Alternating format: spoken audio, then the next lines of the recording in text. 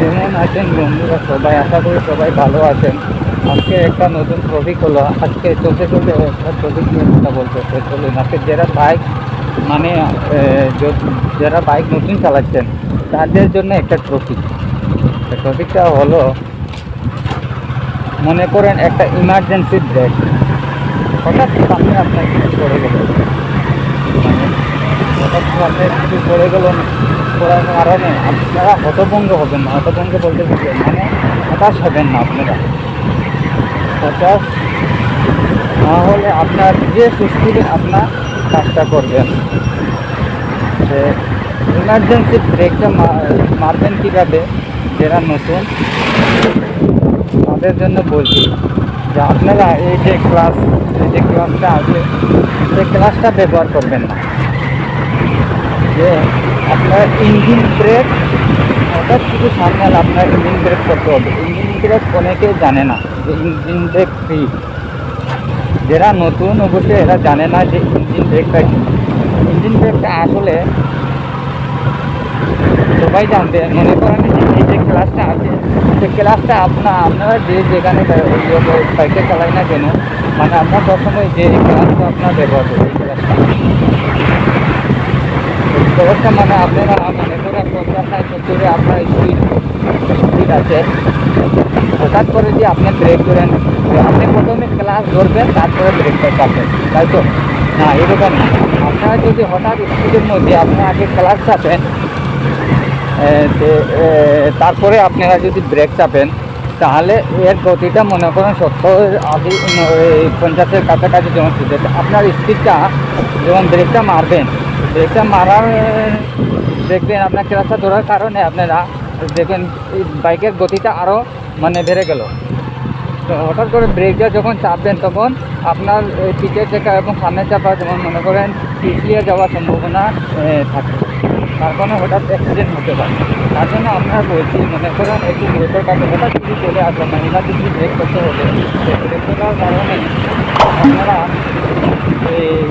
Engine ব্রেকটা ব্যবহার করতে হবে। ইঞ্জিন ব্রেক হলো যে এই গ্লাসটা না চেপে আপনারা প্রথমে পিছনের ব্রেকটা আর এই যে সামনের ব্রেকটা আপনারা করতে হবে। সামনের ব্রেকটা করবেন তো একদম ফুল ব্রেক করবেন না, হালকা স্লোলি, মানে সামনের ব্রেকটা চাপবেন আর পিছনের ব্রেকটা আপনি চাপবেন, মানে অর্থাৎ যে আপনার গতিকে থামার চেষ্টা করাবেন, মনে করেন যে 200 মিটার আপনার কাজটা থামাবেন।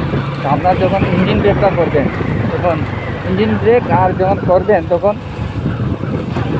ব্রেকটা তোমার গতি বাড়বে না, যেখানে চাপবেন সেখানে আপনার অটোমেটিক থামিয়ে যাবে ইঞ্জিন ব্রেকটা। মনে ভাববে যে তাহলে মনে করবেন বাইকটা বন্ধ হবে না, বন্ধ হবে না। যখন আপনারা বুঝবেন যে বন্ধ হওয়ার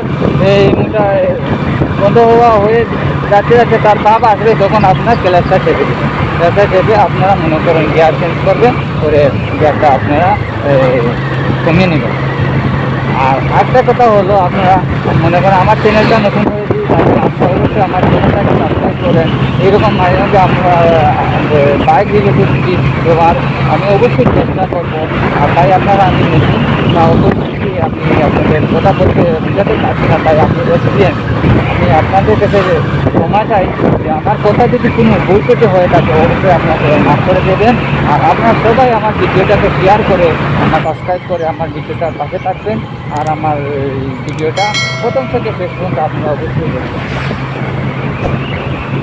তারপরে ব্রেকটা ঠিক আছে, মানে যেখানে খুশি সেখানে থেমে যাবে, মানে প্রবলেম হবে না।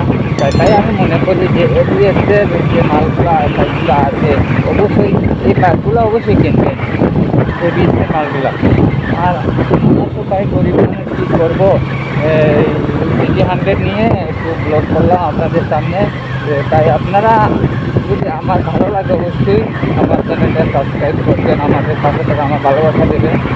আর যদি আপনার দোয়াতে যদি আমাকে আপনারা উপর দিকে দিলেন, তাহলে অবশ্যই আমি আশা করবো আমাদের দোয়ায় আমি যাতে একটা ভালো বাইক কিনে আপনাদের সামনে আমি তুলে ধরতে পারি।